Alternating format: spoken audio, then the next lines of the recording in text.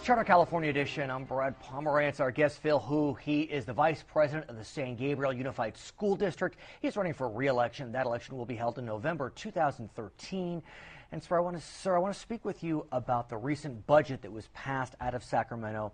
A real revolution in how we will fund education. Yes. There were some negotiations that allowed funding levels to at least match pre-recession levels as a base grant. It's a great thing. Which is a good thing, I'm sure. But your school district, like many, will get additional funding because you educate higher numbers of English language learners, foster kids, and economically disadvantaged. What do you think about that change? Well, since I'm coming from that kind of a district, right, it's a good thing. That's a very good thing, right? It's a very good thing. It's a much needed thing. I mean, baseline, I believe the figures for us, we're going to get $1.6 million from the LCFF, right, the local control funding formula. Right. And then there's two other supplemental grants, I think, that comes along with that. And we will get a nice sum of money from there. So the first part of the grant, the supplemental grant as we call it, is for each child that falls into one of those three categories. There's a 20% bump.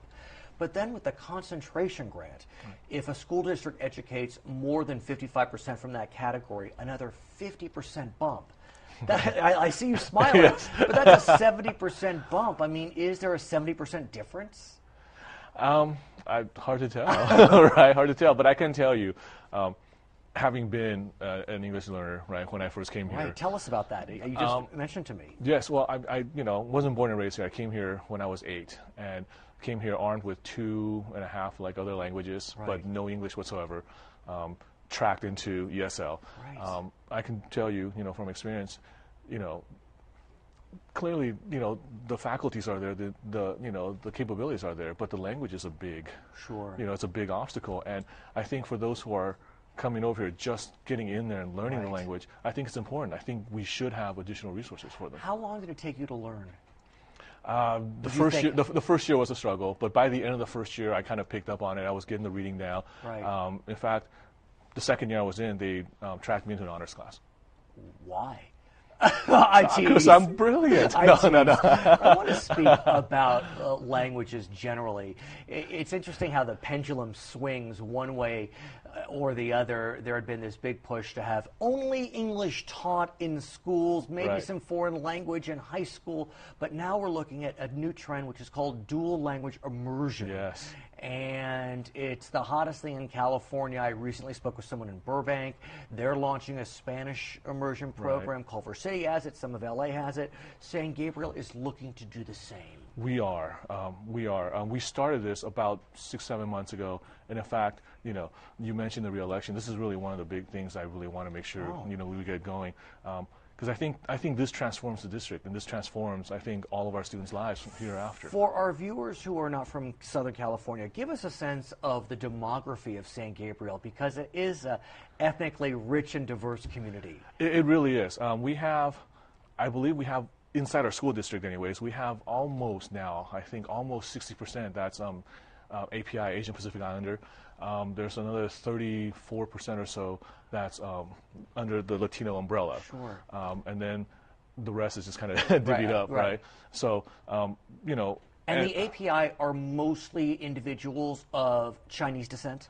I would say most of them are. Right. But we do have Vietnamese, Japanese, and other Southeast Asian. Right. The majority of it is. And so those individuals of Chinese descent, are they coming with English language skills? Some of them. But here's the beauty of these dual immersion programs. As I understand it, the perfect blend is students who are English dominant and students who are dominant in that other language. Right. Is that what you're looking to do? There are many. We're still in the process of studying, so there are many avenues to follow. Some of the examples that have been brought to us that have been successful, they all kind of start in kindergarten. But there are some that have started with kind of what they call a 90-10 split, which is 90% in the other language. The non-English language. Right, the non-English language, and then 10% in that year in English. And then they go, 80-20, 70-30. And eventually, I believe, up to like their 6th grade year or so, it becomes half-half, and then eventually, they just... Well, but let me ask you, in Burbank, for example, they're looking to go K-12. Wow. Most immersion programs are stopping at 5th or 6th grade. Right. I know you're in the study phase. Where are you? Right now, I think we're looking at going carrying it through the middle school, which Right. for us would be at 8th grade. Okay. So far, that's kind of what we're looking at. What's fascinating to me about these dual language immersion programs is one of the areas that is absolutely positively taught in the other language is math. Yeah.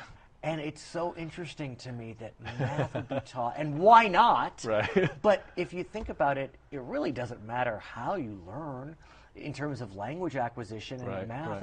It's the same. It's all numbers, concepts. right? Yeah. So what languages are you looking to pursue for dual language? We are currently looking at 2 languages. The 2 languages that make the most sense for our demographics in San Gabriel Unified, and also just, I think, simply because we live in Southern Sure. California.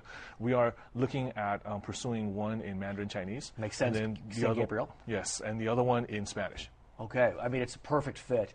So where do we stand? I know you're in the study phase, but do you think that maybe fall 2014? I believe I heard our superintendent mention this the other night, that's kind of the target right now, is Right. fall of 2014. And how will a student be admitted into the program? I assume you'll start in kindergarten, so Yes. if you're lucky enough to be 4 or 5 at that moment, you're Right, good. But then right. what? Is it pure lottery? That's yet to be determined. You're studying that? Really, because, and I'll say this, some of the examples that have been brought to us, other Right. districts, their immersion programs have been around for, 8, 9, 10 more years, Sure.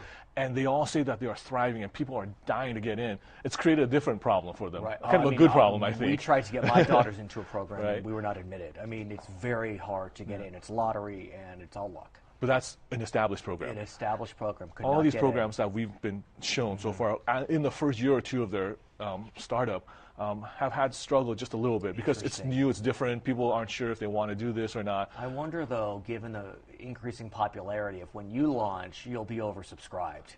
I hope so. Right. I hope so. So, in terms of finding the talent, is that a challenge?